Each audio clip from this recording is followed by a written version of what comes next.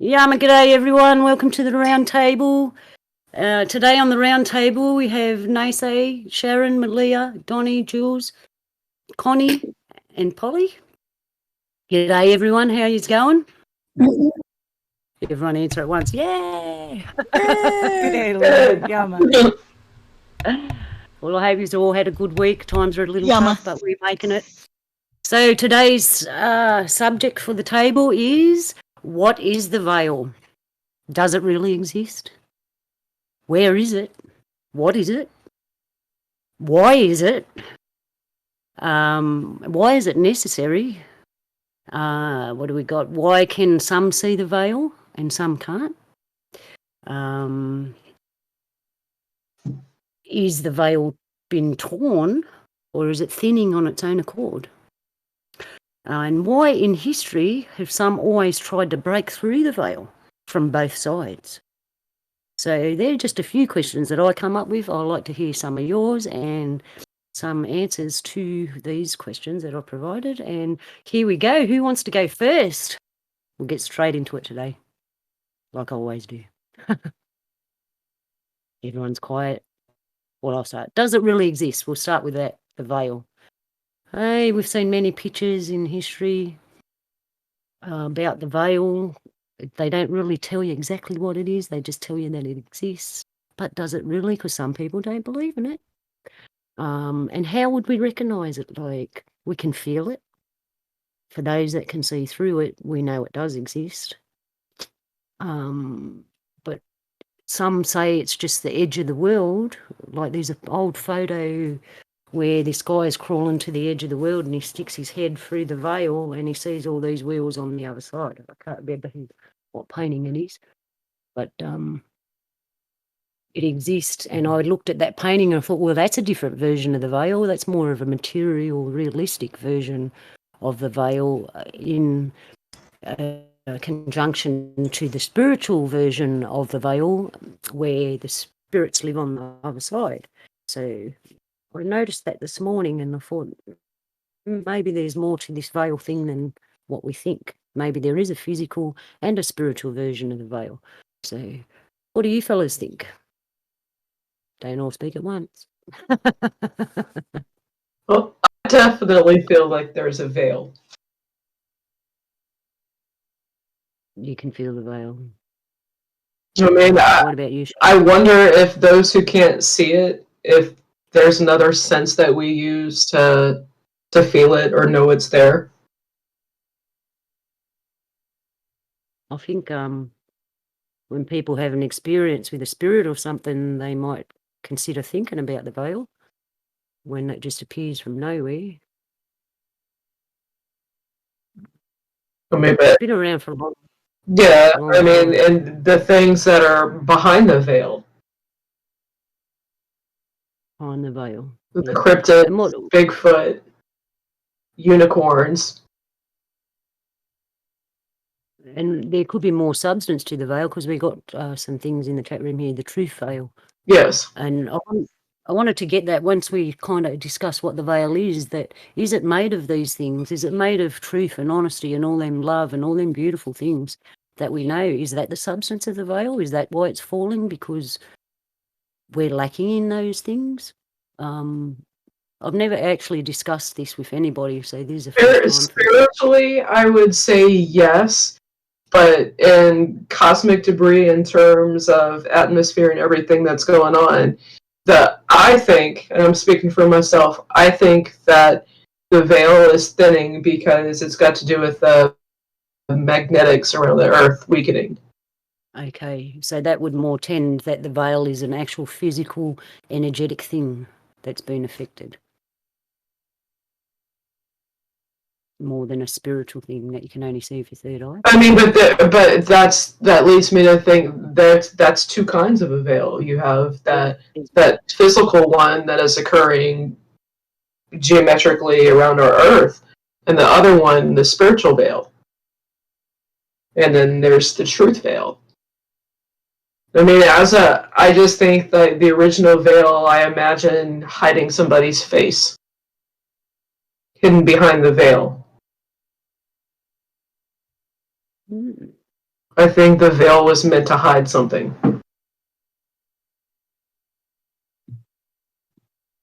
No, I'm sorry, Luna. Go ahead. I want you to finish. Just interesting what she said. The veil was meant to hide something. So that was very interesting. Sure, keep going. Which kind of makes me wonder who created the veil. Did we have access to it a long time ago? And now we've had to earn our right to access it? Is it being altered through time and through the manipulation of time? I'm convinced, especially with the Mandela events, that we are at the effect of a lot of manipulation going on right now. And so I think that the veil is changing, and maybe even as much as we're seeing the outpicturing of how things are falling out, as it were. And I was, one of the first things I thought about was Wizard of Oz, right? Pay no attention to that man behind the curtain. Well, up until that very second in the movie, everybody was afraid of the Wizard of Oz, and yet it was just a person behind the curtain. Well, once they learned that, they were free, right? I mean, they were angry they had been manipulated because everyone had been manipulated, and they had always had somebody pretending to be the wizard. That was always how the game was played. And I think that there is games afoot. I think that we're starting to see some of the games. I think they're creating new games, but I think that there is a time element in this somehow. So I think things are, maybe even illusions are being moved while we're walking through them. Good evening, everyone. Good evening, Polly. Good evening, Polly. I wanted to start out by saying that I think we're all born without any veil at all. And the moment that we take our first breath or have our first interaction with the universe, these, I'll call them filters for lack of a better word, they get placed over our awareness or vision or whatever you want to call it, consciousness, until eventually you have so many filters that it does in fact veil things. But as far as what the veil is, I've never actually like, it sounds to me like y'all are speaking about something very specific, something that is like static. Like it's not because for me, I think that you could use the slide rule as an analogy for where people's veils actually are, and the slide rule would measure awareness of what's being done to you, like from an outside source, what's manipulating you. So you can move that veil backwards and forwards along this slide rule based on what your awareness is or what you're willing to entertain in your mind.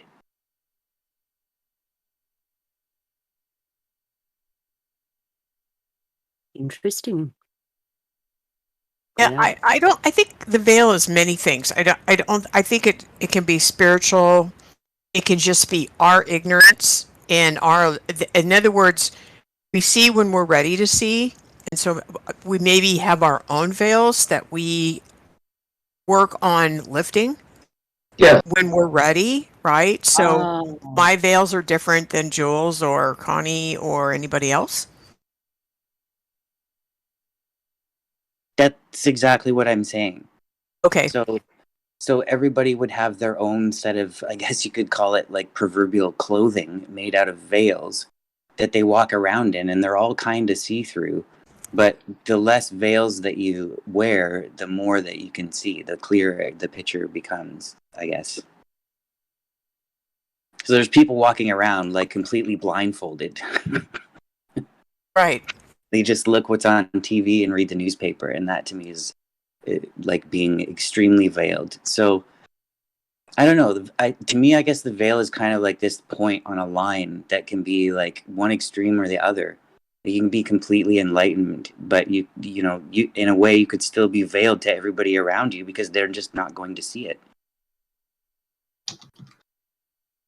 Right. So I just have one question.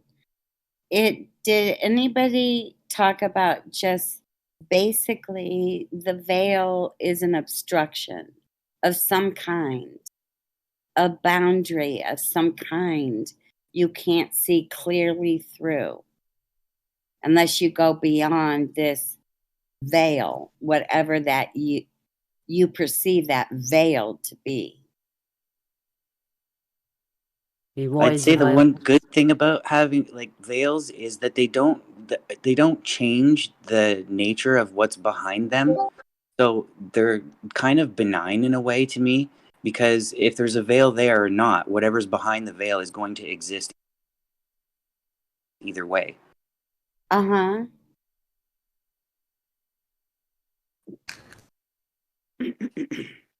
Gee, this is more than what I thought.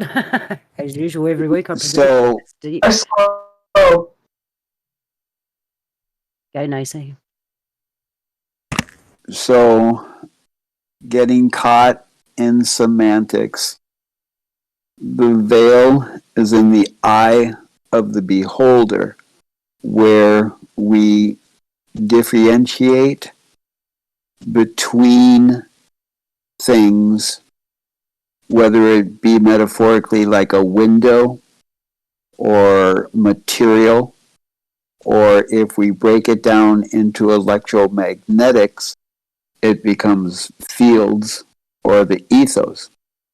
And that line of demarcation between those levels, those dimensions, those illusions of spectrum from our own perspective, because each individual's veil may not be witnessed by another individual unless it is pointed out, whether it be the line or the gray between the white and the black, or the neutrality between positive and negative, where it's like, okay, where do we have the patience or the tolerance between the argument of Pepsi and Coke, or genderizing, or sexuality, or boundaries between states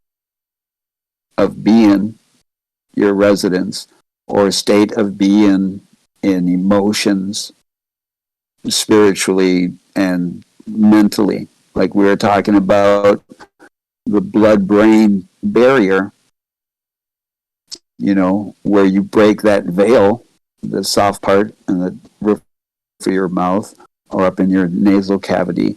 But then once it's distinguished, then the group can collectively look at that barrier, for lack of a better term, because I think many different semantics could be caused for the label of the veil. So when we describe or prescribe our veil to other people, if we can't agree that, oh yeah, I see that distinction between one thing and the other, then hopefully we can move forward in diminishing that veil being a positive thing or a negative thing, or neutrally. That's it. My 0.03 cents. I came to a thought about, because I was going to ask, does anybody have an example where a veil would be sort of an advantage or something positive? And for some reason, I went back to my early childhood when I was learning how to ride a bike, okay? And most people that learn how to ride a bike, at least from my generation, had training wheels. And when you were going to take the training wheels off, you were kind of terrified because you thought you were going to fall. So what your parents would do is they would run behind you holding the bike seat so that you had this sort of veil of security. And they would let go without you knowing about it. And you would think that they were holding on to the back of your bike when in fact you're actually riding the bike by yourself. And so if your parent shouts out, no, you're doing that all by yourself, I'm not holding the bike anymore, a lot of times the kid falls down, including myself. But if they don't say anything and you have that veil, it's kind of disguising the truth, I guess, which is that you are doing it on your own. and there's nobody holding on to the back seat. The lifting of that veil can only be done by the child riding the bike in order for it to work and stick. So in a way, that's kind of a good way that a veil can be used. Do you think that's what Creator did to us? Maybe. I don't know. We're just children after all. Exactly, that's what I was thinking. Donny said earlier, how will we lift the veil? Sometimes in that instance, I don't think the veil needs lifting because the kid needs to feel that feeling of security, even though we all know it was them peddling by themselves. So some It would veils depend on what's on the other side of the veil. Mhm. Well, what is on the other side of the veil? That's another question. And it depends what veil we're talking about. As I've listened to you all talking, there's more than one veil. As with anything in our life, there's all this on-flowing stuff. So we can say the veil, but it actually applies to all different things, as I've learned listening to you fellas. Yeah. I So think what's on the other side of the veil is you. true. I think that with the personal veil, definitely you're on the other side. And what do we veil from ourselves? And as the veil lifts and we see ourselves more, we can go through a bit of stuff doing that. With Yeah. rose-colored glasses, you can't see the blood. That's true. I actually have a pair of rose-coloured glasses, and I went to a shop to order food one day, and I looked up behind the counter at the list of food they had, and I went, why is it blank? And then I removed my glasses and realised it was all written in red. So if there's a veil that's close to a portal, Bigfoot could possibly be behind that veil. Unicorns. I mean, I would think that there's a veil. They're protected behind that veil because humans, we don't play well with ourselves. Let alone we would decimate unicorns and Bigfoot. We're too savage for them as a species. So I think the veil protects them as well as us. So in that context, is the veil a vibration? Well, this goes back to electromagnetivity, which everything is. You know, then it comes to fields. If we look at it from the perspective of the atmosphere, and then the stratosphere, and then the troposphere, you know, it's layers. If we look at frequencies, you know, 3 megahertz, 4 megahertz, 5 megahertz, you know, it's different levels. Just like on a radio dial, so are the veils. And whether or not we can, through our oogly googlies, seeing a visual color spectrum, you know, that in itself would be layers of the veil, and being able to witness it, or like that distinction of feeling, you know, between love and fear. You know, that in itself could be a veil. But definitely the man behind the curtain would be the banksters. Yep. From the viewpoint of trauma, the veil is something almost inbuilt our brain that protects us from too much at once, and it puts up barriers or veils. And then as you are processing the trauma, then somebody that's been there with you through something will just bring up a few words, and all of a sudden the full memory is right there of that occurrence. Although at the time it happened, your brain just didn't even process it. On some level it did, but not in my consciousness. So a lot of things, I think, especially with trauma, that's why some people remember years and years later, and it almost seems fake because all it takes is a certain scent or a sound, and all of a sudden these clips of memories start to occur. So that's just, sorry, I went down a bit of a rabbit trail, but I think it's God's built-in protection. And when we're ready, we begin to process. I think that's wonderful. And Connie. some veils will develop over time. In an example of a woman having a child, that their body will actually produce I can't remember what it's called, but something that will have you basically forget the pain of going through childbirth.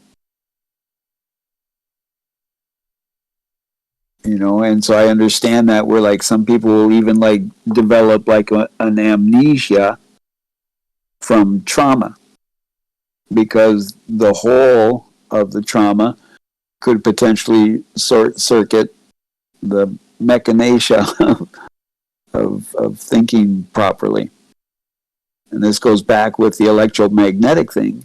You know, is it not interesting enough that the veil that the cell phones crossed is the lowest end of cell phones in the frequency that they utilize is an overlap of the highest frequency that the brain resonates at. Why did they decide to break that veil?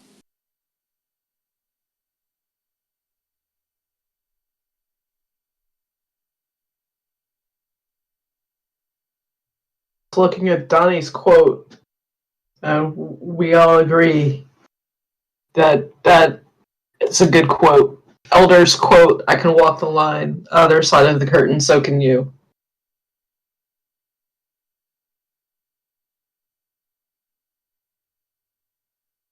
Has anybody got a Hadron Collider to Me? open the veils? Not quite. I still, I'm just looking for a portal that goes somewhere. I still have a little bit of like, wait a minute, I didn't ever forget the pain of labor. I remember that pain. Like, that shit hurts. You don't forget it. But I'm guessing maybe like 20 years or something, it'll finally go away. But I'm... No, Go ahead. I remember the pain, and it's been a few years now, but I remember it. Oh, good. It stays stuck, I'm pretty sure. But Some people don't remember because they took drugs. yeah, right? No, I love what Connie said there right before Nese, and I just kind of wanted to add to that a little bit, some of my thoughts really quick. And they're being a very spiritual person or all of these other things to describe myself, but basically what I've come to understand about myself is there's not much of a veil per se for me, and I was just kind of born that way. What I've learned about researching like what this is and why can I see what other people can't see is that it does have something to do with the eyes, and it's almost as if we're born with a veil, a thin membrane that covers over the top of our eyes. And in ancient text and biblical references, we can even look at some of that because it does prove accurate in some ways. In some ways not. But one of the things we can look at in references of the veil, I think, is that it has to do with the eyes, and that that scales have been put on our eyes from birth. And so for someone, some of like, let's talk about Zachariah or some of the other ones that have reported UFO sightings, or dealt with this kind of a strange phenomena that really, I think biblical text proves our ancient alien ancestry, but that's a whole nother rabbit trail, as you might imagine. But at the bottom line, when it comes to the veil, it talks about these serpent-like scales being placed over man's eyes. And the more that we feed the 7 evil serpents or the 7 evil egos, gluttony, greed, on and on, right? And the less that we give to the virtues, the 7 virtues, then the more those scales develop over our eyes, and the less we're able to see into the spiritual realm, or that what I've come to understand it as that kind of in-between place is the veil itself, like the astral place where all the stars and light kind of objects are, and you can kind of float around forever in there. A lot of people get stuck in that place, instead of crossing over to the other side of the veil. So in the astral plane, it's like I said, it's this in-between place, and it seems like the actual veil itself is right there, and it's pretty much the same as when we look up at the sky at night and it's dark and we see the stars. It looks exactly the same up there. So the more in several different types of ancient texts, and I keep referring to this because it seems like ancient texts, for me at least, gives me the solidity of like a rock solid proof that, okay, these cultures had it right, these cultures had it right, these cultures had it right for hundreds of years, and we've forgotten everything, literally. We've devolved, not evolved, over the past 6,000 years. Ancient technology was way more advanced than what we have today, in my opinion. And but to kind of come to a conclusion here on what my thoughts are of what the veil is, it is able to, like what Polly started with, it is able to grow your spirit to such a point where you become more sensitive, and those scales become more removed from your eyes, and you're able to see more of the spiritual realm. So you get more reports of people who see angels and this kind of stuff being virtuous or pure, or this kind of idea of understanding close to nature. And on the other side, the mockers, or those who want to throw stones at these type of people, are those who tend to be gluttonous, greedy, full of lustful spirits and these kinds of things, making them less sensitive to that spiritual realm, and making it so that they can deny it, pretty much. So they don't have to face that reality. But okay, I'm finished. Any comments, questions? If you didn't know veils existed, none of this would really matter. You just keep walking forward. Yeah. I presume there are people out there like that, because we have one of everything in this world. For me, that's a bit scary, not being able, because I've been able to see different veils all my life, and not to see them all of a sudden would freak me out. Yeah, right. But so we never really talked about why people want to tear these veils, right? Even we've established there's veils of the mind, and these veils, emotional veils, and these spiritual veils. We can understand why the mind and emotional veils perhaps could need tearing down, because we need to grow. No matter what it is, we need to grow. But the spiritual veil, obviously it was put there for a reason. Why do things want to always tear it down? they want to access. Like, what good would it do anyone? I don't personally. I don't really understand, because the veil's thin to me anyway. I can see through it, but for other people, I don't know their motivations for tearing the veil down. It actually could be quite detrimental to people if they're not ready to see what's on the other side of the veil. Well, one of the things that I think of along with the whole veil is when a child is born, and when a woman, her water breaks, the embryonic sac, it's like an egg yolk, more or less, and when it breaks, the water breaks, but then there are occurrences when the sac will go over the infant's face, and it will give them the impression of being born with a veil.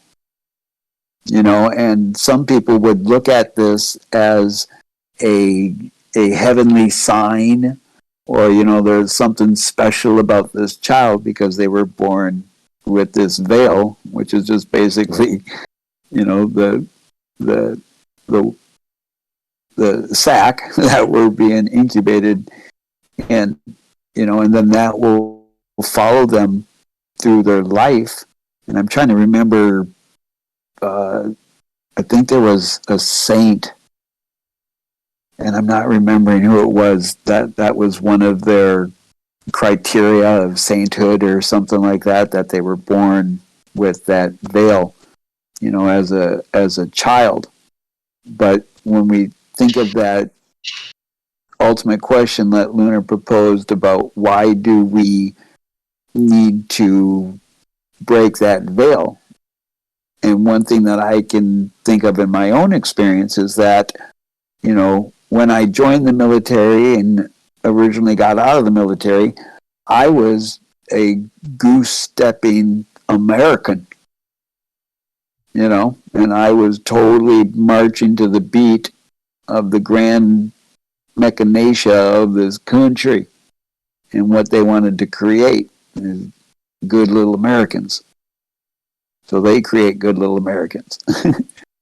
But then that veil was shattered, in my experience, after getting sick and then finding out that as a veteran we're intentionally being used as experimental guinea pigs, so that veil was definitely a shattering. And I would say the first shattering of the veil we all experience is that day we learned that there is no Santa Claus.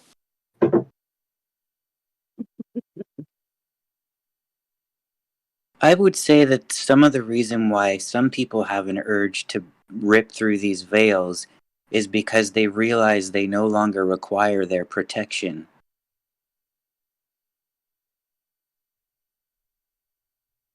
Interesting. Really Yeah, good point. I was just going to say, I really like that, Polly. And if I go back to the Wizard of Oz, I think in our lives, sometimes we break through the veil when we no longer need it. Like, they didn't need the wizard. I mean, that's one of the lessons of that movie, right? That they didn't need the wizard to get rid of the witch. And, he didn't even get Dorothy out of there. She could have done it all by herself all along, but that was the big lesson. She had to learn she didn't need the wizard, and they didn't need the brain from the wizard. They didn't need the heart. They already had all those things within them. I wonder if sometimes we start tripping over our own dark side, and then we have to start seeing things, right? And start, because otherwise we're just going to keep tripping over it. And so you were bringing up earlier, Polly, is there a good reason for it? Sometimes I think it is a protection for us, like you said, and then we have it there to protect us for as long as we do, and then I think we have to grow up and then take on the responsibility of, okay, I can see this for what it is now. I'll take the responsibility. Well, and you would probably also pass that veil down to the younger generation as well, so that it provides the same service. Right. Well, it's like Connie was talking about earlier, with trauma. there's strong evidence that in the full spectrum of what we witness through our oogly googlies, less than 20% of it is diagnosed and collected as data and regurgitated in your brain, where 80% of it is just put there in the back storage because allegedly we can't handle seeing the full spectrum of the potential. You know, like a cat will sometimes be looking at something. Well, a cat sees a different visual color spectrum than we do. You know, so that could be potentially the veils, like Luna's saying, where she's gifted in seeing whether, you know, the entities be of ghost nature or, you know, other entities. You know, but it goes back to that whole denotating the perspective. You know, like for an example of Luna, you know, seeing some of her ancestors. You know, that veil for her was past, or it dissolved, or it was taken down or ripped open, or, you know, different reasons. You know, but now she has that ability. You know, and maybe she runs across a handful of people in her lifetime where all of a sudden it's like, oh, you see that too? I thought I was the only one. True that, Nese, what you said is true.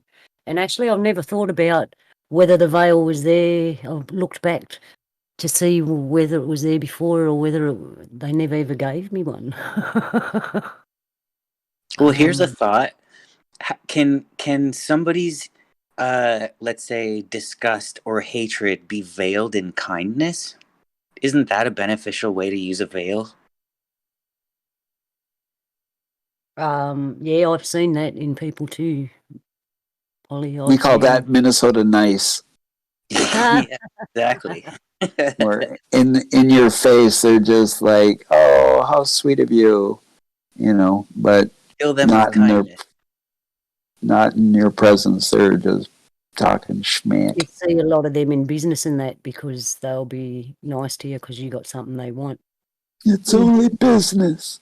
And once they get it, you see through the veil and you realise, shit, you were doing that the whole time just to get what you wanted from me, and now you're gone. The Jungle Book. Trust in me, just in me. Well, I hypnotise you and take what I want. Exactly. But I've seen that. I've seen people, I call it, they like shiny things, like they're very easily distracted. And it's like, oh, that's so pretty and shiny. And I've seen them people get taken advantage of all the time by the nice, so-called nice people. And I've pulled them aside and gone, look, I know that they're nice, but please look beyond that and have a really good look beyond the shiny, sparkly stuff, you know. So I have a question that hasn't been brought up yet, and that is, what is a veil made of? Because it seems to me that it can be made of almost any human emotion whatsoever, which means that it's a very vague concept in itself. So I don't think any way to like really quantify what an actual veil is, or the veil is per se. Well, a window could be considered a veil. Sunglasses could be considered a veil. Even a wall, you know, could be a veil, whether it's physical, mental, emotionally, or spiritual. You know, but then it comes back to that, you know, of the parties participating in the conversation of the veil to distinguish, you know, where is that veil between us? Or, you know, are we inside looking out? Or are we outside looking in? Or are we just blinded by each other's brilliance? There's a curtain that divides the stage from the audience, and the veil is the curtain. So you could be part of the audience or you could be part of the show. It's up to you. Here I am on the road again. Here I am. Up on the stage. And what happens if you don't want to be part of the show or part of the audience, and you might be backstage or something? I'm going to take my things and leave. Then you're the one that gets to lift the veil. Yeah, true that, eh? You're the curtain puller. Open sesame seeds. Isn't that your choice though, Luna? I mean, it's your choice to participate or not? I mean, it's a harder choice if you're awake to just zone out, but you can do it. Yeah, because you're aware of the options. Right. And some people may not be aware of the options, and they've always been in the audience, and one day someone might make them aware that, hey, you can be up on the stage if you want, and they go, what? Or you can go backstage and be a stagehand. Mm-hmm. Or you can be a ticket person at the front door. Like Mhm. there's other things you can be, but some people don't know that. I presume that it's the knowledge for this isn't abundant, because it's one of those things where if everyone knew or would take the thing out of it, there must be something behind the veil. See, there must be a trick there. There must be some kind of little trick somewhere. Or the where- ability to go back and forth and through and beyond. Break Yeah, on there's through something there. to the other side. Reminds me of just then a tiny little dot got caught in my eye, but I watched it way too long at the Pink Floyd Midnight movie, when all of a sudden I was in the movie, part of the movie, but my perspective changed just from that tiny little dot got caught my eye. A little tiny micro dot got caught my eye. I know which one you're talking about, Nese. All right, where were we about? But that breaks veils. Yes. Hallucinogenics. That Yes, it does. punctures through a lot of veils. Well, we all know traditional cultures all had some sort of ceremony and drug to take people through to show them the veil and say, look, here's the veil, there's another side, whether it be, well, it's actually mental, emotionally, it's all, I think it's all, when you realise there's veils, I think you realise there's veils and everything. But traditionally, every mob had something to show you and break you through to the other side and show you more about life. So, Well, if you rearrange the letters in the word veil, you get live or live. cool. Or evil. Evil. Or evil. Evils, yeah. Evil, Bwomp, yeah. bwomp, bwomp. Wow. Well, there has to be a good and an evil in everything, yeah, because that's the law. it has to be made up. Or vile. Well, you know, it There's vile. If we're gonna play, we should play Scrabble. Kev's not here. Just gonna throw that. well, you know, the other thing that it makes me think of also, if we go back to the Big Bang, you know, where our mothers and fathers, you know, made mad, passionate love to each other, and from that confusion,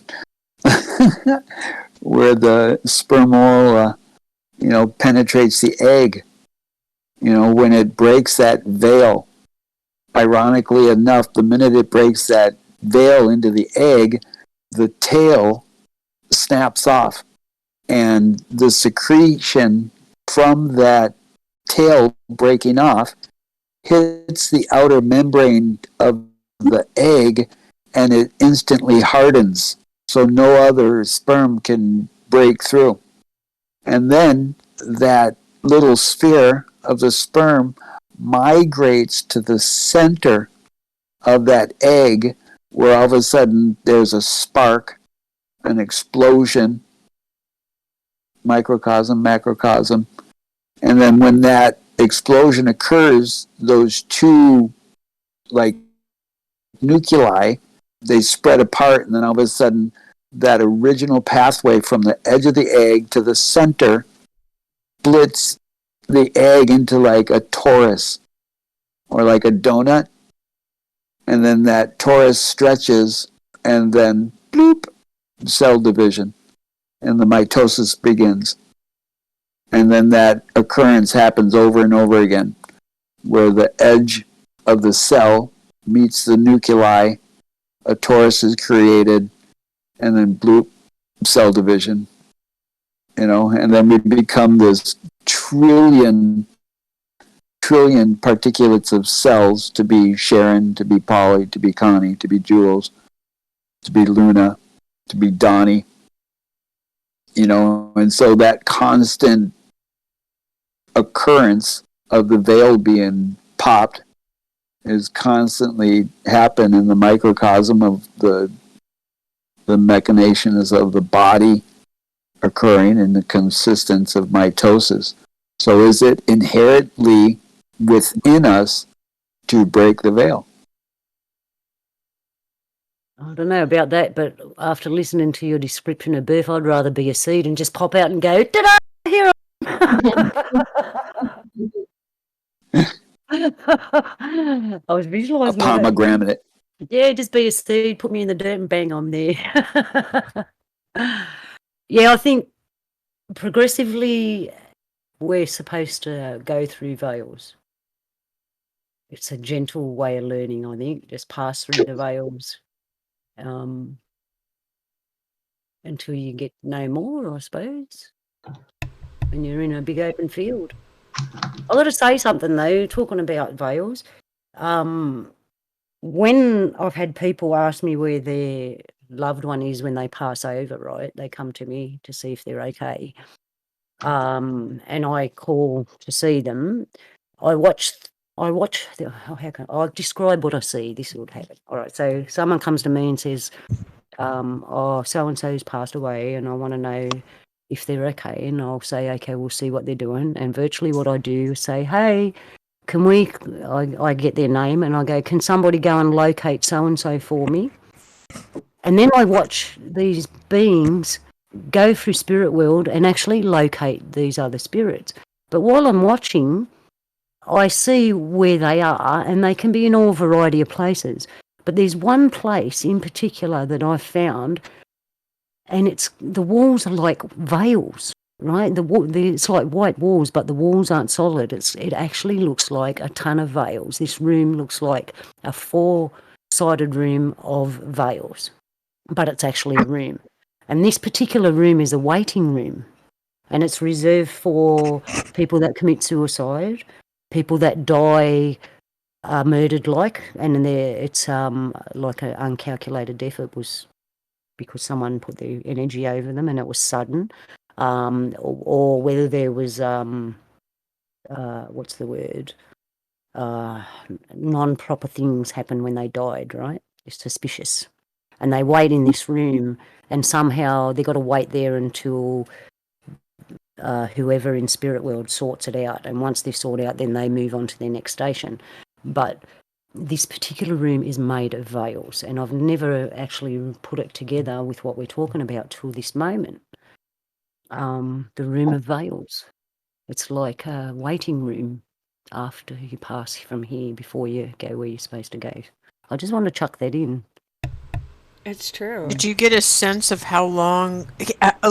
A quick question. So if I was in the room, did you get a sense that I have any control of that? Is it up to me to clear it up? Do I have any power? Or am I literally just waiting there? Is there good magazines, or is there a TV playing, or a radio, or do The room's empty, actually. beverages? My phone in. And get tea and coffee while you're waiting. Actually, it feels Take like a number. kind of like that. I do call it the big office upstairs. No, serving number 7.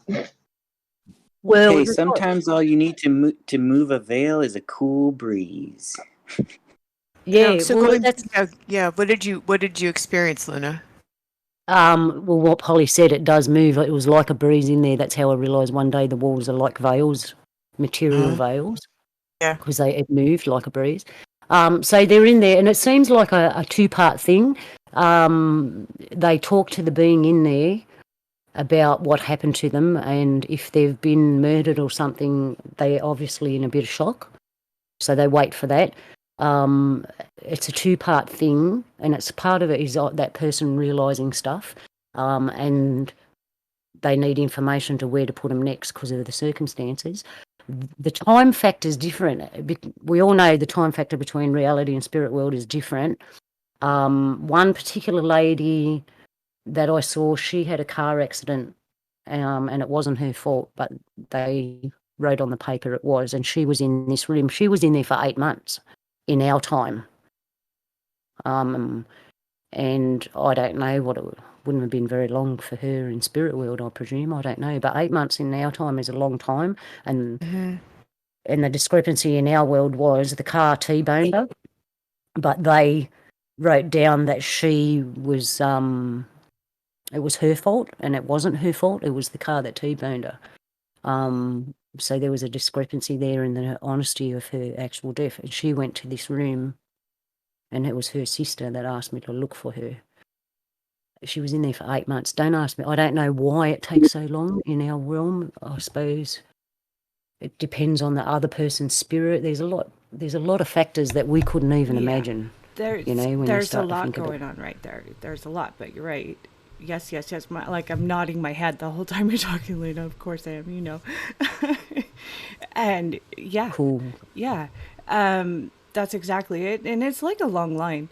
Great big long line. You have no idea how many people die every day. And I'm looking at well, not you, Luna, but I'm just saying in general, most people don't really add up the numbers of how many people really enter into the spirit realm. Right? Go ahead, sorry. Cutting out, Leah. Go ahead. Yeah, you keep breaking up, sweetie. Go ahead.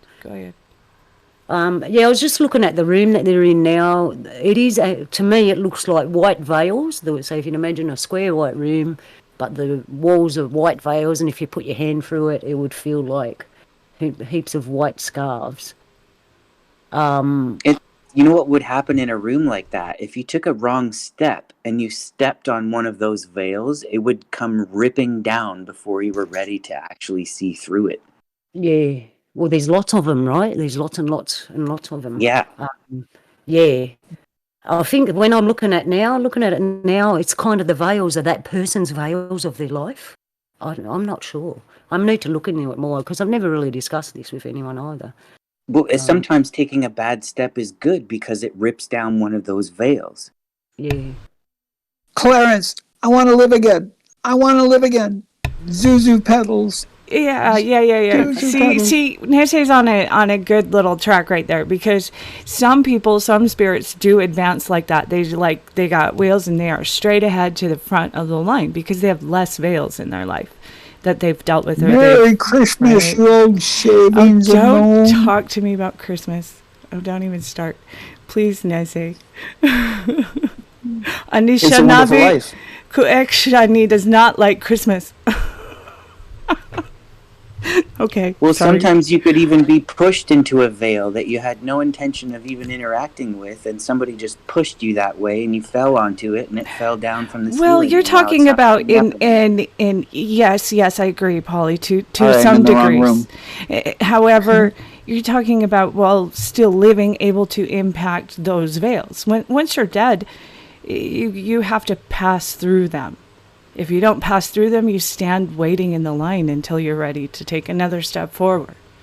Period. Same thing with when you're alive. Yeah, so it's up to you. You can run right through and like have that direction and guidance and understanding. Exactly, Polly. Same thing when you're alive. True, to a degree. But once you're dead, not waiting on you can no longer affect those veils anymore. You can't have any kind of effect into this physical living realm. I mean, that's the importance of doing something with your life while you have it for right now, because you're either going to advance in that spiritual realm or you're going to stand there and wait, because what did I do? I drugged out my brain all my life and drank drugs and alcohol and wasted it and didn't learn anything or advance spiritually. Then, yeah, those are the ones that I see standing in that line just going, I don't want to look at the next spot, and it's up to them. Just like here, we have choice. So it's so then if everybody So then if everybody took a moment and just closed their eyes, and kept them closed, did you not just close a veil? Yeah, that's why it has to do with the eyes. Exactly. I think the eyes are very closely linked to Overrated. the veils. Not overrated. That's You about know right. that. Without your eyes, you wouldn't see your spirit so well. And they say, being blind, I think you do have you have to fit into that category of having I didn't think I'd see better the once I adapted, lost and my you have sight. proved it over and over again. You've proved in your spirit that you have a little bit of foresight. I'm in the spirit world. Well, yeah, your And so, sentience. are you so- saying that? Sorry. Go Are you ahead. saying that that veils are intrinsically dependent on someone's ability to actually physically see with eyeballs? No, absolutely not. I'm saying quite the opposite. That the person who is blind is more apt to cross the spiritual realm and not have a veil, like just not even have a veil in the spiritual realm. They see it all. They're able to transcend and move into it. Blindness, There can not be all. veiled thought. Most of them are this way that I've encountered. I've encountered some really, really, really dumb blind people. I'm sorry, but it's true. And, yeah. That's not what I was getting at. But no. What I was trying to suggest is that there can be veiled things that have nothing to do with the actual senses themselves. They're more tied to like just independent thought, which is like a frequency that exists whether you want to think about it or Well, not. I think that when you think that about it, begins- you're lifting that veil or you're tuning into that one frequency that, and now it's unveiled. That thought becomes clear. It's unveiled. It's revealed. Right. Is that Revealed and an epiphany? unveiled are very similar in the phonetics and spelling. Right. And that can give us clues as to like the truth of what we're looking at or trying to get to, but we have to begin at someplace somewhere in agreement. And I think that in some ways what you're proposing is a somewhat ethereal, or which the veil is very ethereal, so it's not hard to get to this place, but there still has to be somewhat of a solidity of, okay, well, we need a clear definition. I'm a Libra. I'm that way. GPS. Oh my gosh. I've got to have that really solid, clear, okay, where is A? Where is starting point? And then I You can need to build remove something. that veil. And yeah, I agree, Okay, Polly. no, I I'm agree. kidding. But at the same time, it has to have rules. It has to have boundaries in a sense. And in this place, there are much boundaries. veil. Go ahead, Jules. Sorry. Go ahead. I didn't No, know what you it's said. All not veils. man. I'm behind the Aquarius veil. I mean, that's I think a personal veil. What me as an Aquarian and others that are Aquarians, we're going to see things a little different. Veils are boundaries that can be easily removed if you want. Labels. They're all labels. Take them if you must.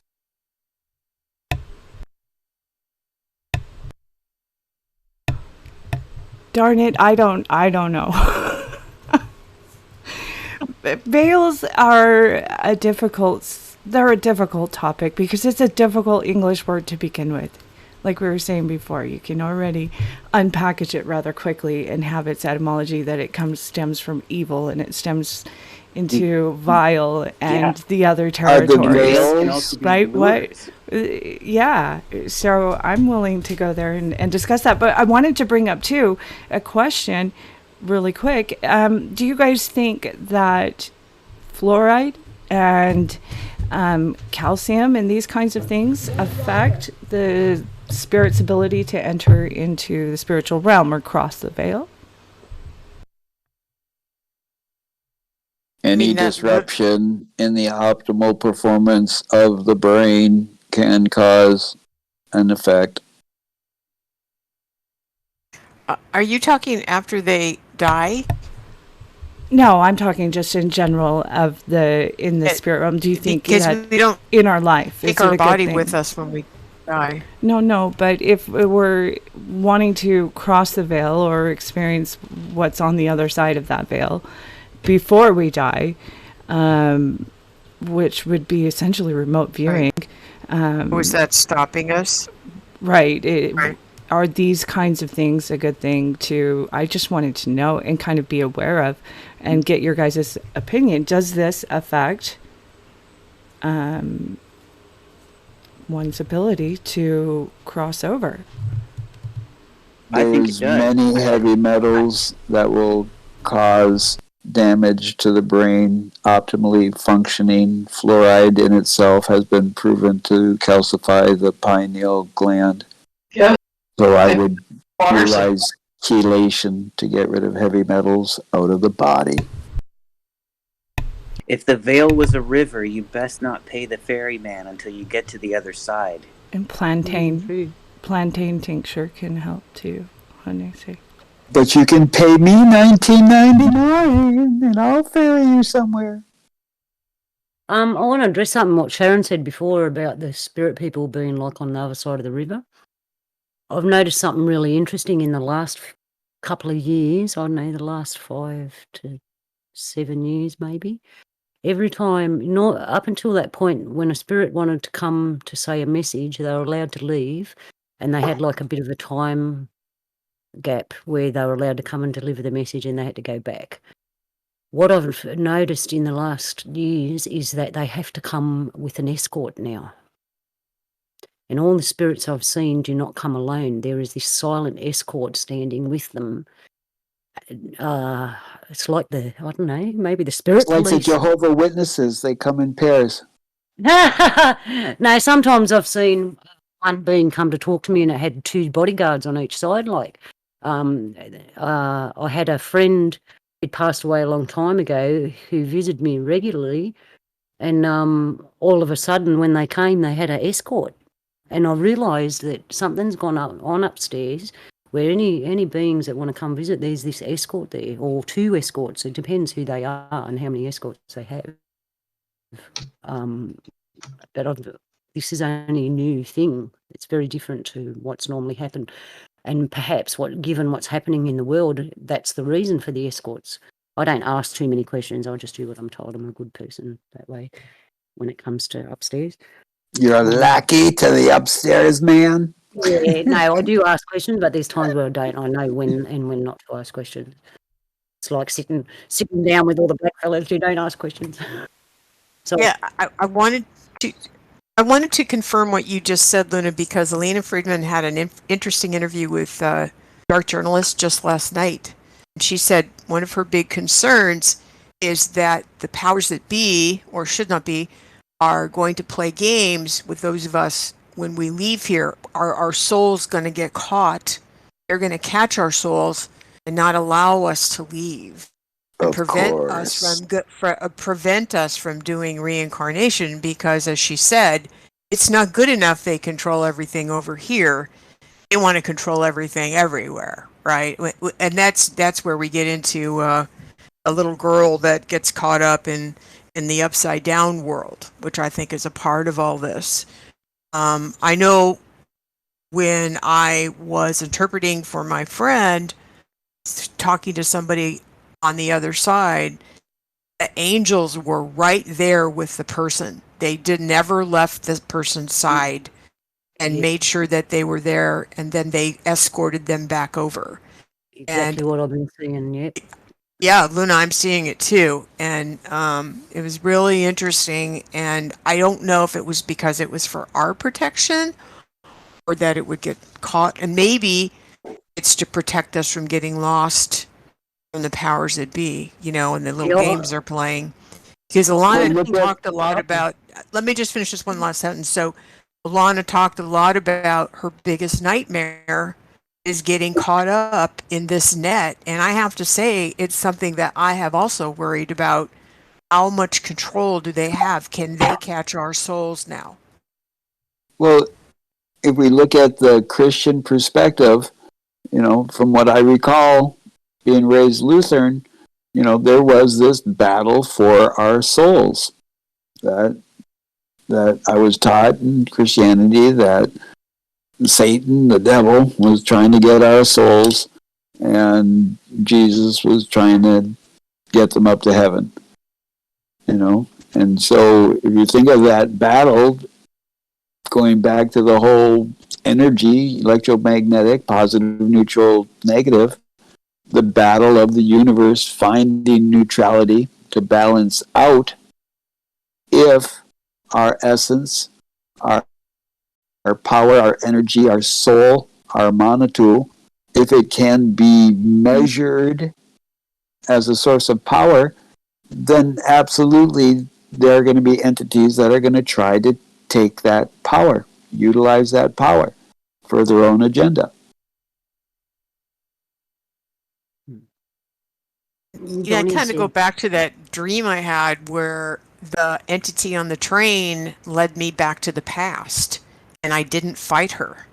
And that was a veil. In my opinion, I crossed over the veil into whatever reality I crossed over. And I didn't fight her. And I didn't even know it was an option. I didn't know what she was going to do. And so I'm wondering if we need to be very aware of this and figure out a way not to allow this to happen.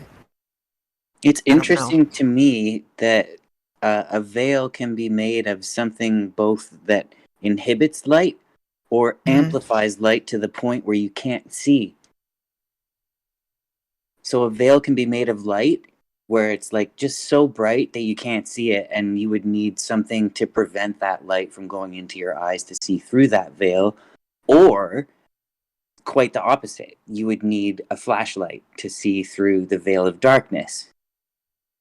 And it's interesting that veils can exist in both realms simultaneously to me. That's why I think that the term veil is one of those, it's almost like not really a word in itself, it's more of a plane, like a level of, I don't know if I want to say existence because that's too vague, but I think y'all will understand what I'm trying to say here. I hope.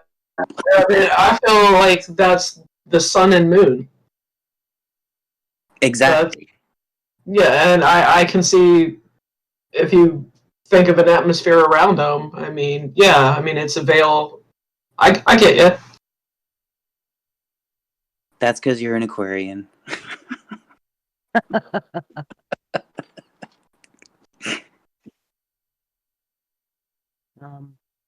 That's very interesting. Other people are saying what I'm saying. That's a good thing. It makes it more real for me. Or what about, has anyone heard throughout their life that one day the veil will lift and those people that don't understand it or know what's on the other side will start freaking out, and that it's up to those that know about it to assist those and inform them of what's happening or shield them, perhaps, protect them from it as they become aware of it? Yes, I have heard that. And I wondered, are we supposed to try to explain all this to people? I mean, even if we try to explain what's happening right now, I don't know if they're going to be able to understand this. I think about all of that whole point of that it's supposed to be in our bailiwick to be able to explain this. You guys remember the movie They See, or that the one, right, where he puts the sunglasses on, right? They live. They live. Okay, I didn't remember this, but there was a scene in the movie where he's trying to get his friend to put on the sunglasses. They get into a big duke out, and finally the guy gives in and puts the sunglasses on. And he's like, oh, okay. And I'm always leery if this is our job. You wouldn't hit a guy with glasses on, would you? Exactly. Never underestimate the power of ignorance, eyes that refuse to see and ears that refuse to hear. So at what moment do you say, all right, I planted a seed. How much are you going to nourish that seed? Because is it our duty, responsibility, I said duty, to awaken somebody or to remove the veil? Is that not their own path to live? I would say that, like, the seed analogy is good because planting the seed will eventually grow something that perhaps may inadvertently at least move the veil.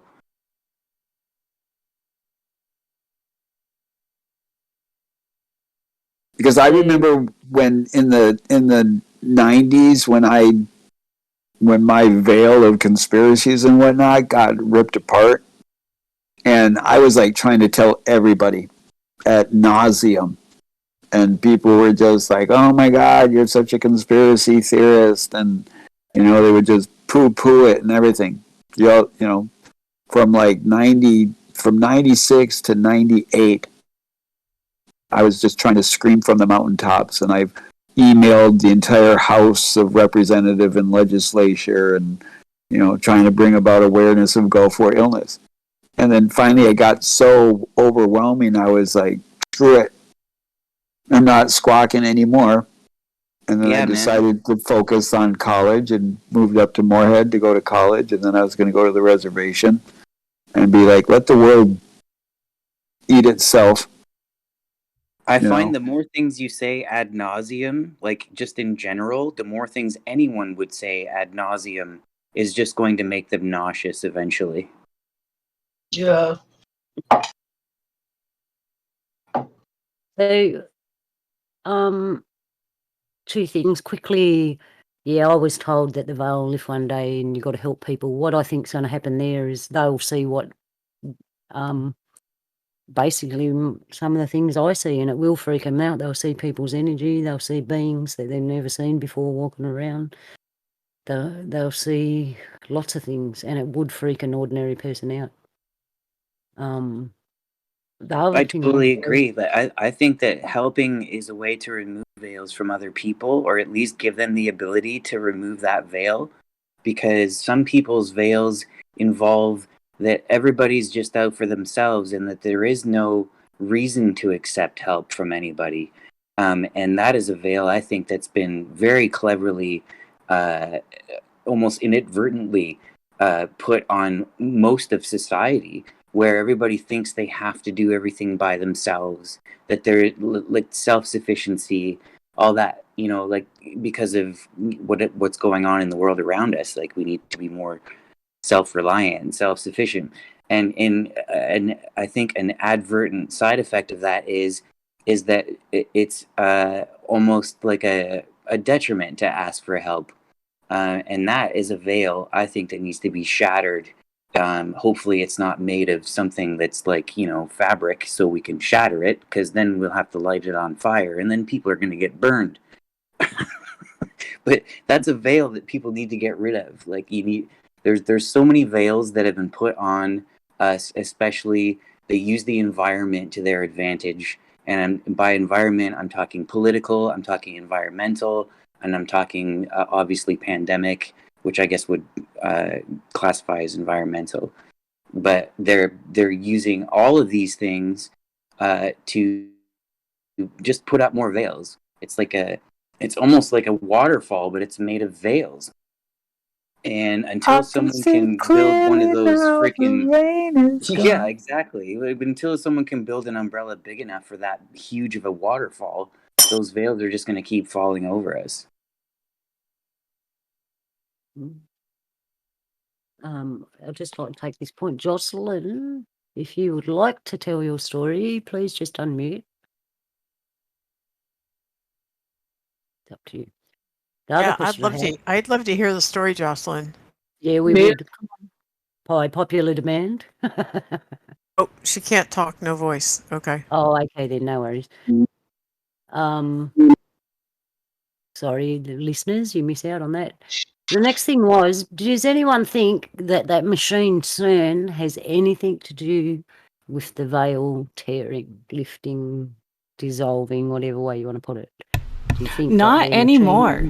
Not anymore. Thank goodness. Why? I think it was shut down since the weasel tore apart the wires. That thing hasn't worked right.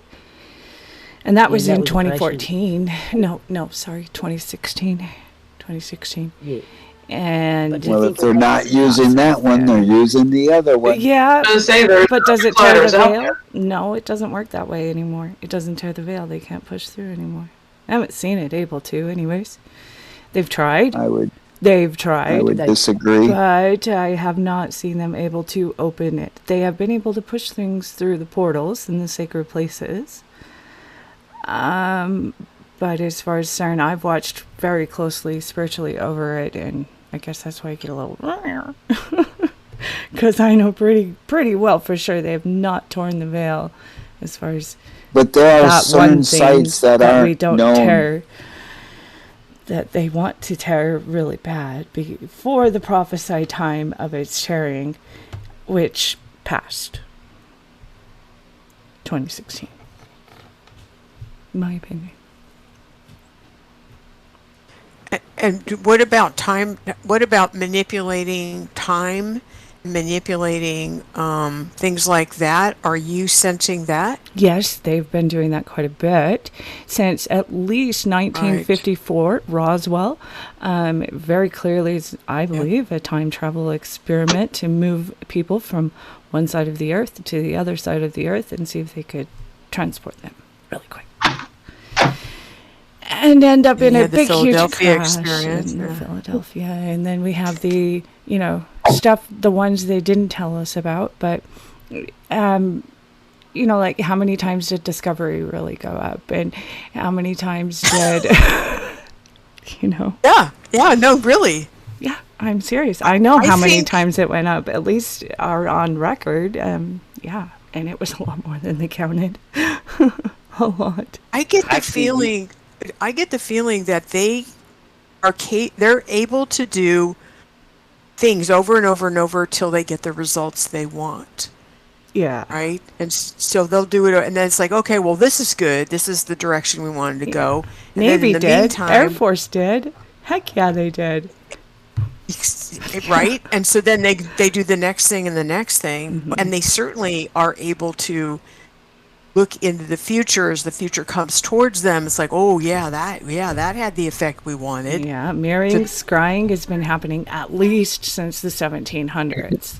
At least. I think there's record in the 1500. I think it goes even back to when they changed the calendar. And that's what the whole calendar change in Council of Nicaea was really all about, making I that, think Neil that big Armstrong decision. may have said something about the veil of truth being lifted in one of his last live speeches ever.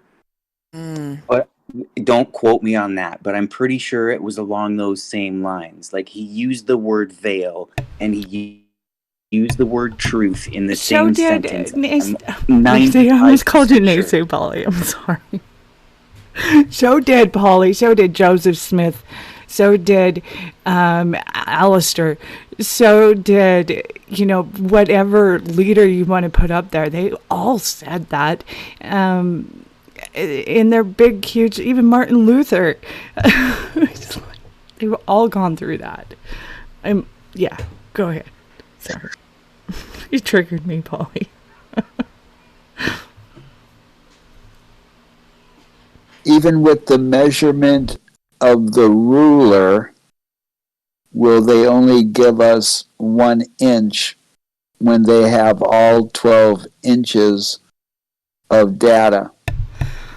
And they will only will give us a little increment at a time, because then they can stay in the future profiting, because we have limited data to what is there, especially now with technological programs running on such high-speed algorithms. Their predictions can be even more spot on because of the overabundance of data that's been collected. And so when the veil of truth, as they may call it, is based upon them having the whole measurement of rule compared to the little scraps of data we get. Yeah, and I think it. Oh, I was going to say, if we look at that TV show that everybody loved, The one with the lady, what's his face, Walter, the guy that did all those things over and over, all of the inventions and stuff, who was totally annoying. I can't remember the name of the show right now, but there were so many truth bombs in that movie, in that TV show, right? Where all of these things that were going on, and especially I think there's a lot of time travel and stuff. I just get the feeling that they know what we're going to do. They have so many technological advances, like you said, Nese, they know all kinds of things that we don't know, And yeah, quantum leap is one of them. But no, the other one was I don't know. Sorry, Stargate. Blanking on it. SG-1. So There's like Stargate. Yeah. That's another one of them. Yeah, absolutely. And then the secret space thing, right, and all that kind of stuff. So my point is, I have believed that they've had time travel and time manipulation technology for a very, very long time, as long as I've been here. So That is their home court advantage for them. if I may share my perspective of the veil, I guess, of time travel. So there may or may not be portals on this planet that were built thousands and thousands and maybe millions of years ago. And because of that portal or that doorway being there, they are able to triangulate the specifics of time travel in the past, because of the system, the whole mechanization of the universe. The planet Earth is spinning, rotating, as it's also going around the sun, which the solar system is going around the universe. So every moment to the next, we are in an absolute different location. And in order to pinpoint the specifics of that location of the past can only occur by having a base structure or the portal to where that measurement has been made in the past.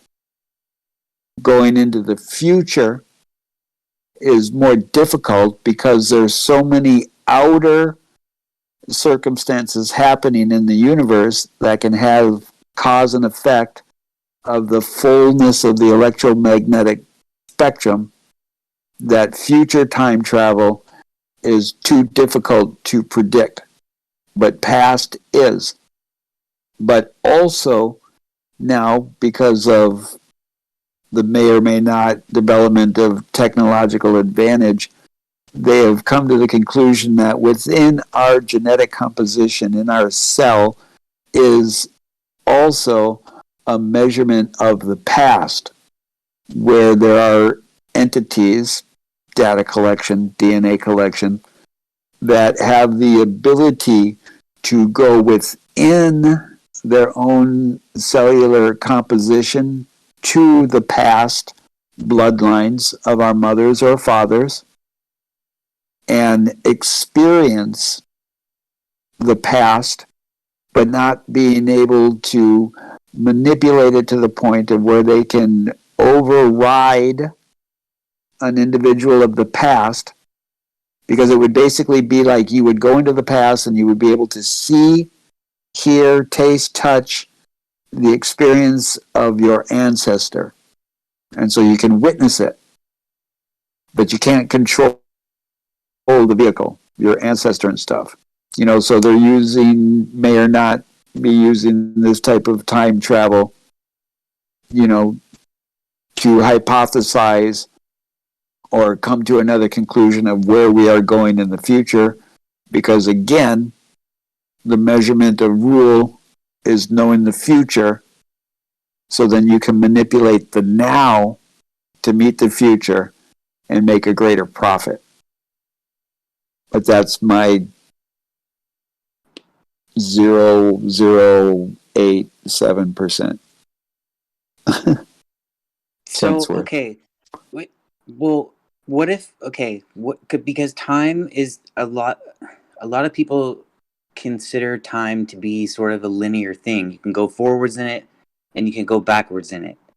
But what if that concept is a veil so that we can just conceive the idea of time itself, but we don't quite have the I guess biometric ability to think beyond something that doesn't have more than 4 directions. So we're going to start out with time being only a 2-directional thing, but it also has a now. And from wherever you are in the now, you can go forwards or you can go backwards.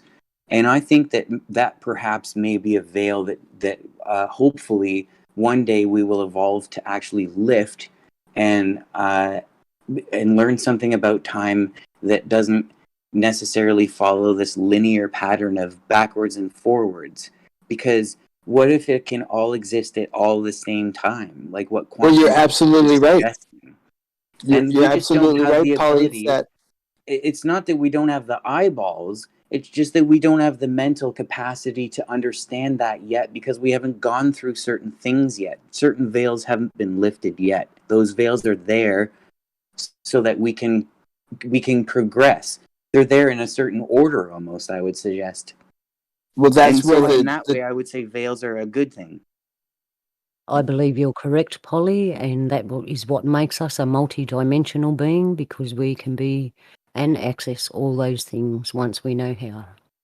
Well, that's where the technological advancement is occurring because of the quickness of the algorithms or the programs. They're able to plot where we are at this moment, 3-dimensionally, 4th-dimensionally, and having a better idea of plotting forward into the future. But it's easier to plot backwards because it has already happened in that linear aspect of the powers that should not be. You know, because there's a reason why they follow specific ancient calendars still. Well, I believe that the veils are there to stop us from hurting ourselves. Like, we could really screw stuff up if we knew what like we could actually do with this stuff at this point in our evolution, I believe. So it's good that we don't know. But that's what these scientists are doing. Have you ever heard of the red heifer? No. Yeah. So in Hebrew religion, they talk about the apocalypse, the huge shit hitting the fan, happening once a red heifer is born. So it's a heifer that has red. It's one solid color of red throughout its entirety. Every hair on its body is of this red. And now, for like the last 20 years, there are literally scientists that are of Hebrew descent that are genetically trying to create the red heifer. Yep. So like this apocalyptic event, this prophecy. For what? Like, Hasenpfeffer? Exactly. What's the purpose of this, though? Like, because why do you want to bring it back? They want to bring about the apocalypse. You know, when somebody all of a sudden, well, definition again, the unveiling apocalypse, the unveiling exactly apocalypse. There's a veil right there. Oh my God, the apocalypse, a veil, like the unveiling, like there you go for veil. But it's almost like the super crazy genius in the James Bond movies. You know, he's so disgusted with the world. He's like, I'm going to push the reset button, and it's for the betterment big, of humanity. Shiny, red, round reset button. Yeah, right on the tip of your nose, like a clown. The red ball. It reminds me. Sorry, go ahead. No. Well, I was just going to say it reminds me of the old school NES console. Like you couldn't like save your information or to restart. It was constant restart. That's us. We've just been gamed. They keep pressing the delete button to Did you start say over. gamed? I so agree with you on that. I think we're continuing to be gamed right Level now. up. Level up.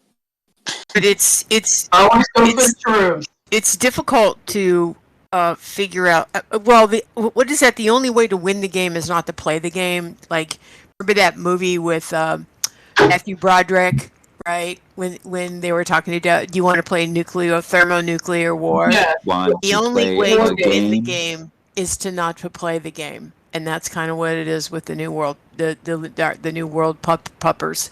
Is you just have to keep backing out of the game. Just Ready saying, Player One. right. It's like, I'm not going to wear the mask. I'm not going to take the test. I'm not going to do the, it's just constantly, no thanks, no thanks, no thanks. And I think they're going to continue to ratchet up their demands while the rest of us are like, the more you ratchet, the more I'm going to say no. Yeah. But yeah, we're being gamed. It's fairly frustrating and annoying on some level and scary because you realize that everything you think, everything you do, you almost have to think it through spiritually, every single thing right now, to make sure that you're staying within your either creator or I am or whatever, however you're referring to your spiritual path. Every little thing she does is magic. I got With some a K. questions. Listening to you all. One, is a portal where the veil is thin and someone's punched a hole in it? Or it's just got a worn hole and it's made a portal? What was my other question? Do you Don't punch a Luna, hole in it. Luna, do you have a feeling about that right now? I tried to think about that, and I don't think I came up with anything. Do you have a feeling about that?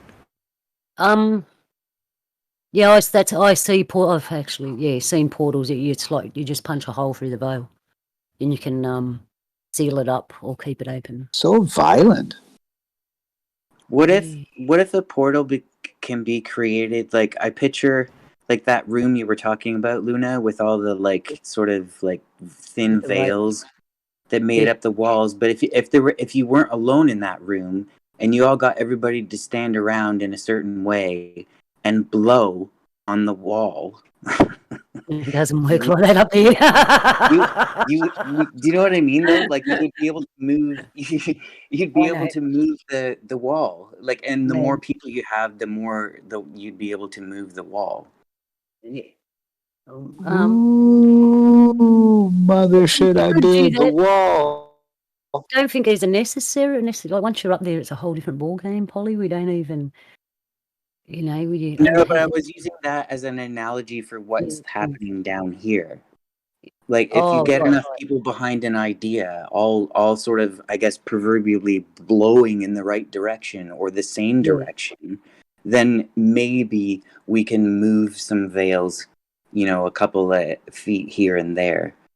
And once we move them long enough, we can stake stakes in the ground to keep them there so that we don't all have to keep blowing.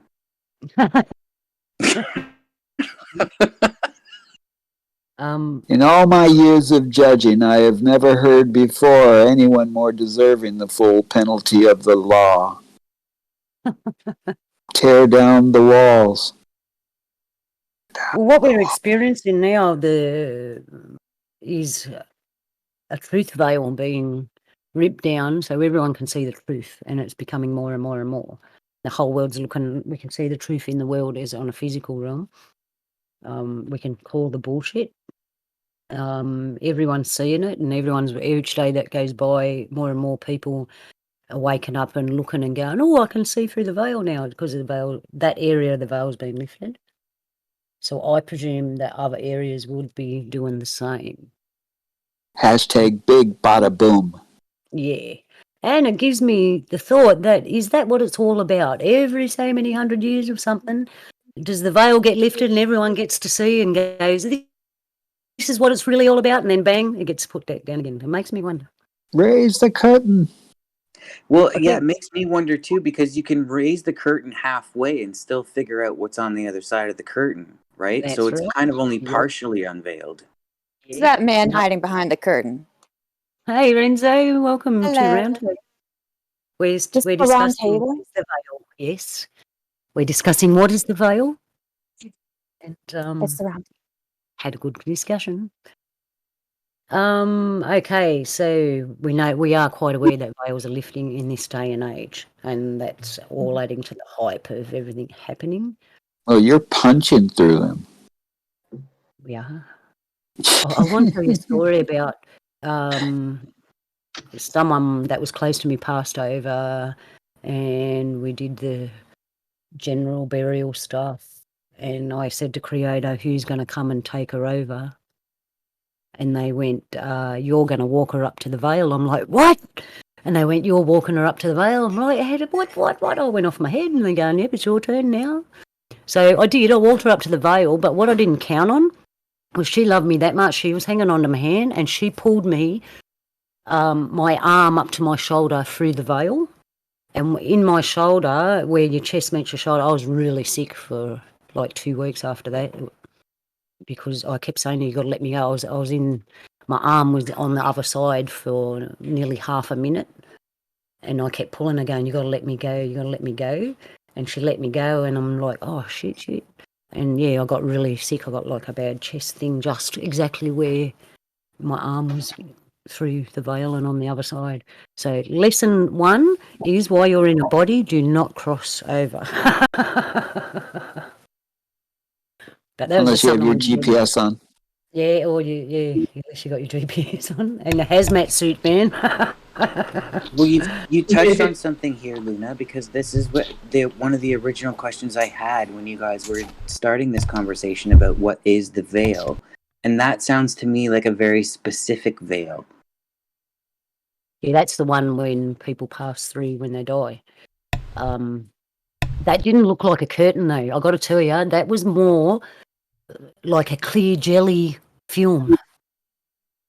It was like a clear jelly film, and as she went through it, it kind of opened up, and then as she pulled me through it, it closed in around my arm. I could still see through it, but it closed in around my arm, and I'm pulling her back, and it was on. I could feel it on the other side. I couldn't feel anything different, but I could see it, and I just knew that my arm shouldn't have been there. Yeah, that's All a different veil. jelly. That sounds to me like it's like an actual physical veil. Yeah, like that's a something that can different be one. touched. Mhm. All clear jellies are brought to you by Schnozberry Jellies. The schnozberries taste like schnozberries. So Luna, was she scared? Is that why she wasn't letting go of No. your arm? She was in a hurry to get to the other side. She just walked in there. I was holding her hand. She walked in there, but she kept walking and didn't let go of my hand. And she's holding me there, and I'm going, let go. And I'm trying to pull my arm back. She let go, and I pulled it back. But it was in there for too long. If I had just done it really quick and let it go, it would have been all right. But it was there for half a minute. I could feel it. I've got to look at it better. Like I said, these aren't things I normally talk to people about. But the wall, veil, whatever is between here and there is real. And we can't go physically. Honestly, it makes you sick. It made me sick. And whether that's because it wasn't my time or whether we actually can't take our body to that side, I'm not sure. I have a question.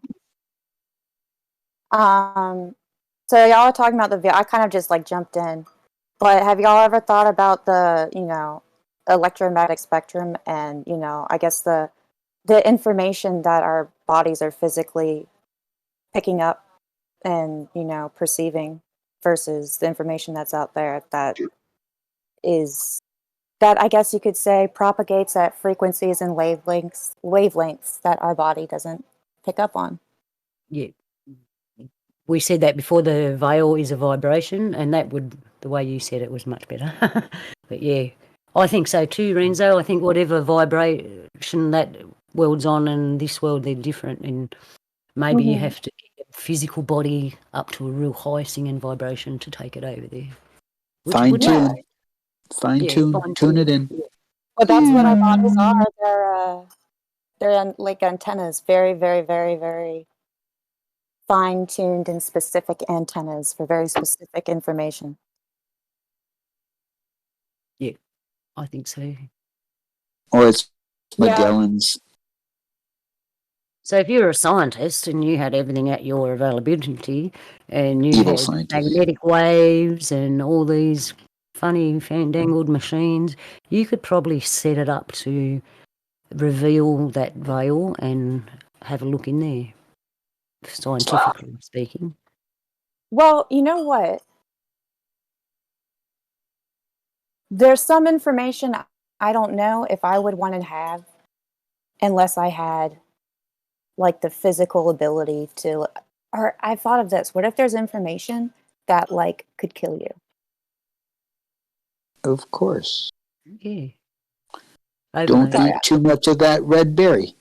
That's kind of Exactly. what I was suggesting earlier with the whole time being linear, and that in itself is the veil, because our mind would just explode if we understood really what time is and how it works.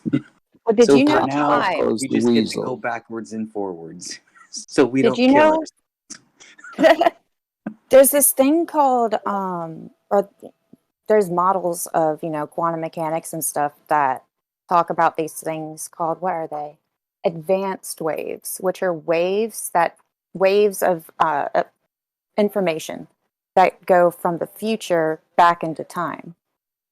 But they only manifest at, I guess you say, the quantum mechanical level. But all that really means is that there's not enough entropy for classical physics, which is what we experience, or we perceive. There's just so much entropy that everything approximates to these classical laws that we see. And that's actually the underlying mechanism for time. So this The is all very known fresh and in the my mind. unknown. Yeah. So I was entropy just is a reading about veil. all that. Yes, well, kind of, I guess you could say. It's the second law of thermodynamics. It's a trigger word for me. I have the equation tattooed on me. It's a kind of like I have. Quantum is speculation theory. It's still out there where it's not provable only by formula. Well, Quantum field theory? It's you're all talking about speculation. quantum field theory? I actually Yeah. don't know too much about quantum field theory specifically, but I do know that the quantum mechanical model has held up to experiment consistently to this day. It's like famous for that. No, But there's I just would- like 5 postulates that underlie it. Pretty much, it's like using that as a model to describe a model that these experiments that we come up with to maybe falsify. Once it's falsified, once the experiments don't or suggest that the model isn't valid, the model breaks down. But to this day, we have yet to come up with an experiment that falsifies that. Excuse me, my brain is getting all mushy. That we have yet to this day to come up with an experiment that falsifies quantum mechanics as a model for physical reality. But they However, all have. Because when the formula of the experience is brought forth, then different agencies will test the theory. Whether they'll test it 100 times, 1,000 times, 1,000,000 times will vary upon the funding that is given to test the theory. mhm. But still, the measurement is different. Whether it's like, oh, we only did the test 100 times, and it was conclusive 100 times, but so-and-so did the test 1,000 times, and on 1,001, the formula did not work. but we'll take 1,000 as enough testing to say it's solidified or validated. Well, people all the time are, I mean, if you could come up with an experiment that could falsify quantum mechanics, you would get a Nobel Prize at least out of that. So there's people, you know. Yeah, I mean, there's a lot of incentive. And I mean, just all I got to do is go do some, you know, I read there's tons and tons of published stuff. It's not, I mean, most of the stuff is, well, they'll try and charge you for it if you go to the wrong website. Don't ever purchase a research article. You know, it's criminal that they even charge for that in the first place. They ought to be ashamed of themselves. But there's always a way to find the free PDF. But I think that maybe quantum mechanics might be one of those veils, or at least it was behind a veil that has been currently lifted. But yeah, beyond quantum mechanics are like probably an infinite number of other veils that quantum mechanics won't even begin to even explain. yeah, kind of, I guess, how that's kind of what happened with classical physics. Quantum mechanics is, sorry, go ahead, Renzo. Well, I was just going to say classical mechanics isn't invalid necessarily. It's just it didn't explain certain things like black body radiation. So yeah, there's probably, I don't know exactly. I'm sure there's already examples out there. Well, classical mechanics got us ready for quantum mechanics. If you look at it. Well, quantum mechanics is the repackaging of atomism, the theory of bumping particles. Like there's little microscopic BBs that are just, you know, falling out of your light socket and piling up. You just don't see them. You know, because through your light electrical socket, you got positive and negative, and once the loop is closed, you know, then the energy flows. They still don't know how the hell and why the hell it happens. They still have not given a scientific, valid reason why magnets work the way they work. They can describe how it works, but they can't. Brian's famous for that. So describing why or how, but not, or excuse me, I'm so sorry. So I'm just wondering, do you think the veils are just magnetic energy? Oh, absolutely. No, it could be more to it than just electromagnetism, some which is just light. More than others. Actually, it's very important to realize. I didn't realize this until a few years ago. Electromagnetic radiation, all that is light. Radio signals, all that is light. But we just don't see it. Field. I wonder if the veil is a lot like magnetic resonance of linen. Like there's a magnetic resonance in linen and another kind in wool. Static. Right? So, yeah, that's exactly. Static electricity, electric, light. I mean, when I've seen the veils, there are different types, different levels, different places where veils are. That final veil that Luna was talking about, I've never crossed over that one. That one is like the final veil. You go over, you're done. You're in that place. You don't come back from there.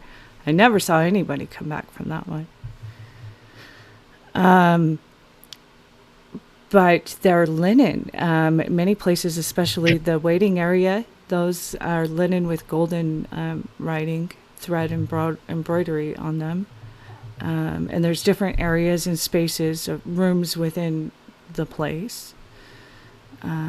Waiting area type thing. But yeah. That's all. Does anybody know what it's called? There's a specific like spectrum of photography that you can take of an individual. And it's multi-level of the visual spectrum. I can't remember what it's called, but I remember seeing a picture where they took a large oak leaf and they took a picture of the oak leaf in its fullness, and then they took a knife and cut the leaf in half and took a picture of it again, but in this field, this specialized visual field, the leaf was still together whole. Do they call that Curleon photography or something Yes, yes. Thank you. You know, and so they say that taking a picture of an individual, even if they're like missing an arm or a leg or a limb, their body in this field shows the entirety of the whole. And it kind of goes a little bit on the holographic universe. You know, that within some field, some measurable watt, W-A-T-T, you know, which is a measurement, whether you want to look at it from what perspective, you know, a hertz, a megahertz, you know, HF, you know, there's different measurements of those fields, you know, but our entirety has a veil of itself, which is like your skin. And through that photography, they can see parts of your body where you have scar tissue.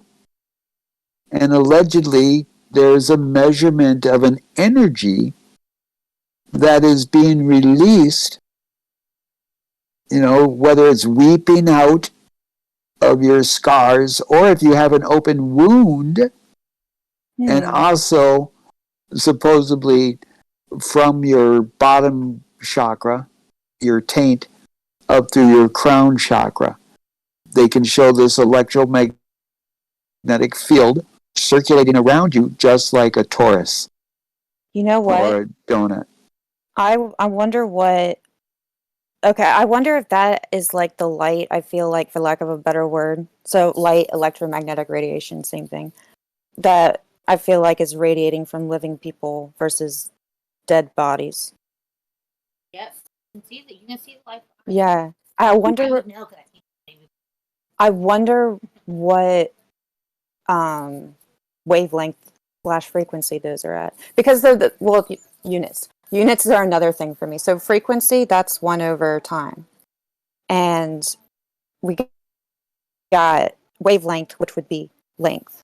And light in a vacuum propagates at 3 times 10 to the 8th meters per second. So length over time. 1 length unit over 1 time unit. And we are assigning our units meters over seconds. And what was my main point? Oh, I wonder, I don't know, I just get a kick out of it. I wonder what, I remember what I was going to say. So the wavelength of the electromagnetic radiation that you're emitting is going to be related to the frequency of that. And this is just for all electromagnetic radiation by a factor of the speed of light, which is 3 times 10 to the 8th meters per second. Well, there's individuals that profess or proclaim that they can see other people's chakras. And they'll say how they'll witness a hue of color around individuals, and some will claim it also has to do with their feelings, their emotional state. But then there's some that claim about an individual's darkness or negativity comparatively to light and positivity. And they can just see it with their own eyes, or are they using some other? Yeah, I wouldn't be surprised if there's someone in the room right now that can see chakras. No, I wouldn't surprise me either. I have a question. So, and this is just because kind of go with my obsession over that seed of life little symbol thing that shows up everywhere.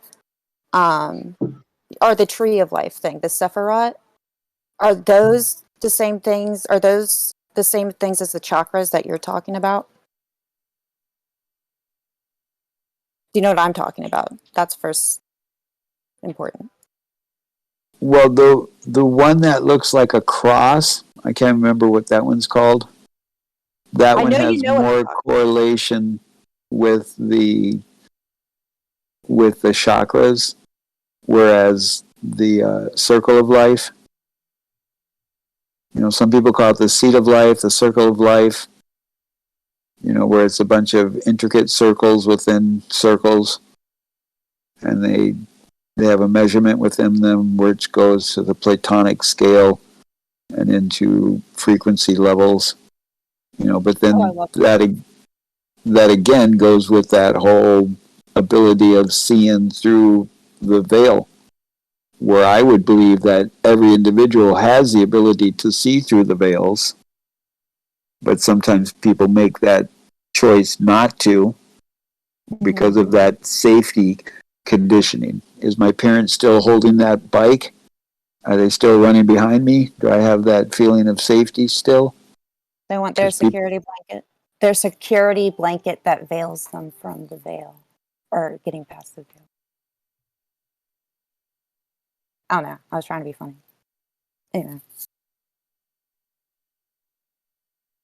Did I disconnect? Oh, that's amazing. The chat and the chatting and that's going on screen.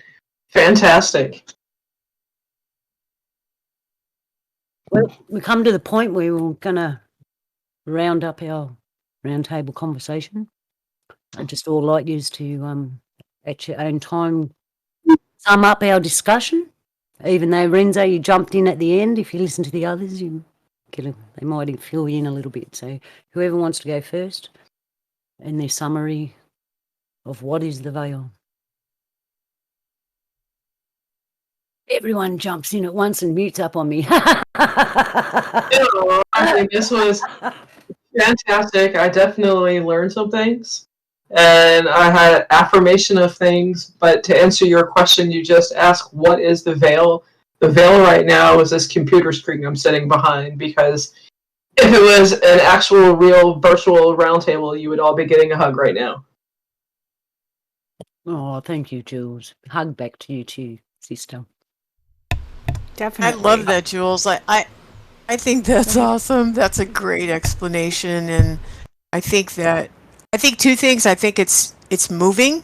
All of the veils and whatever you want to call them are moving. They're constantly moving right now, and I think we're breaking through the ones we need to, and learning as we go, because I think this is an excellent time of learning.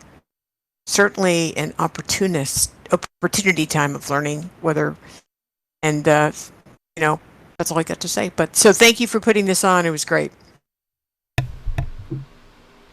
Yeah, I Thank you, can totally agree there, Sharon. Thank you, for sure. What a pleasure to have you here every time. I'm like, yay, NanoGirl's here. I'm such a nerd, though. I've been listening to you for so long. It's just, it's exciting to me. But thank you. Yeah, it's you guys are keeping me sane right now, and I just want to say blessings to all of you. I'm not kidding. I think about the conversations during the week, and you got me through all of last week with the conversation we had, patience versus tolerance, and also I think my favorite show and the hardest one was Love. And again, thank you for that one, because that also was such a gift to me. So thank you, everyone, for being willing to share and put things out there and help us all walk through this together. So thank you. Thank you, Sharon. Thank you. Seriously, wow. But I wanted to jump off of what Donny was typing in the chat really quick, because it's just wow. And that's it's an ender, it's a closer, but it's also a beginner. It's a jumper into whatever we want to talk about next. But the 7 veils, what I found is, like what he's saying, there's 3 levels of 3 branches of 7 veils in each branch, or location, each place. And then I also see this mirror effect, so it actually makes a total of 7 branches, like the menorah. And then there are another, it comes to a fullness of 50 veils. And these, in order to cross through into the next veil or the next area in the spiritual realm, it's like an ascension into going into a different room or into a different area.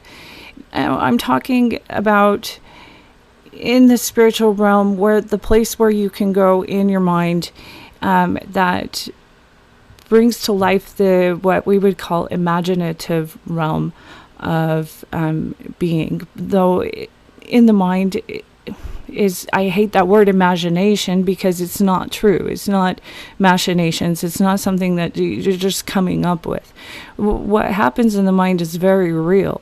And if we're able to come into the understanding, I believe, of making that spiritual connection, that we can ascend, that we can go into the spiritual realm, and it was meant for us to do this thing, but it was taken from us, or that we were, it was forgotten, how, or this kind of thing. Because as I find in traversing myself in the spiritual realms, it's a place of openness. The good spirits in there are super abundant compared to the malevolent, or what we would call evil spirits, which they're there too. So you have to be aware of that. But as far as veils like that, I think that was great as a closer for Donny, and for me too, to help solidify that there is so much order in this place. It's not a wispy, waspy kind of like go over here, go over there, wandering kind of thing, though many spirits get lost in wandering in that place. But it has a very specific order, like the spiral pattern, like the sequence of life, like the cycle of time. It goes around, and it's growing in each phase. So in order to grow into the next spiritual phase, or walk forward, we have to completely understand the lesson we learned in the past 7 days to move forward into the next 7 days, into the next week that we're walking forward into. And if we understand time a little bit more in that way, and keep it more simple into sevens times sevens times sevens, then everything opens up. As far as everything, meaning the concept of growth and circular and time and space, and being able to move it. I think that's why the calendar was removed from us, to, like I said, at the Council of Nicaea, unable for us to really understand what the real days and times and signs and seasons really are.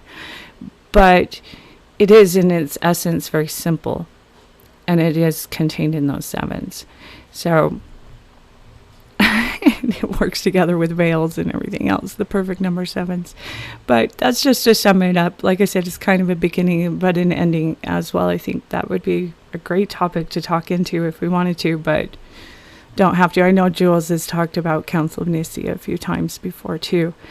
But yeah, I really enjoy this. I wanted to agree with Sharon also that having my little file folder reminder of patience is a virtue, which is what I titled it in order to load it.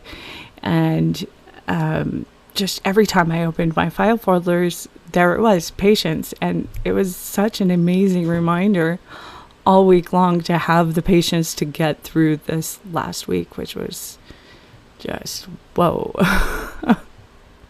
Like all of you guys have talked about. So, but yeah, that's pretty much it. Thank you so much for letting me have a voice and others have a voice in this place. I think it's very important. Right. Thank you, Mahliah. What about you, Nese? You got anything to say before we go? The veils shall come and the veils shall go, but through them would it be in our best interest? That's for you to decide. But I'll be here on the side of the light, pulling you back if you need it. Thank you, Nese. And Donny, we haven't heard nothing from you today. Is there anything you want to say before we go, bro? That he's typing it. He's been typing his little fingers to the bone today. Can I It's thank been great. everybody for unveiling veils I didn't know existed? Oh, same. I think that's a good one, Polly. Yeah, thank you for unveiling the veils. Always And a Donny, great time here. I love these roundtables, and I especially the corner seats, like really comfortable, so I like it there too. Yeah, and I sent you a picture of the corner seat we had specially made for you. Thank you. That's okay. And on that note, we'll go. I want to thank everyone for contributing to this discussion, and I want to thank you all for listening now and in the future. Love to you on this day, and yeah, as usual, I'm wordless at the end of these. They're getting better and better and better. So that's all I got to say. Yalu, yalu, everybody. Yalu. Hello. Yalu.